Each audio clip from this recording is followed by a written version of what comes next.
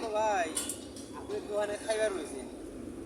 এখন যা হয় আমি কইছি যে ভাই কি দেবেন কম আর আপনি কইতেছেন আমি কে তোমার কি যাবো ওটা কোনো ঘটনাই না। मला खायची आपण সেখানে বিল দেবো হ্যাঁ না আমি দেবো দোকানদার যেটা শুনলো ওই যে অমুকাদির দোকান আমরা বাড়ি এখন আমি কে দিলাম 50 টাকা 30 টাকা দিলেছে 50 কেজি তাহলে ওই করার দাম নিলি তাহলে 40 টাকা হবো এখন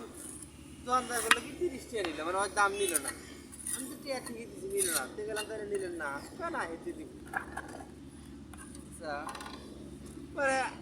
আমি কয়ে আইছি আর চাপা পরে তুমি টিয়া দাও নাই আমার তো দিবেন না করলে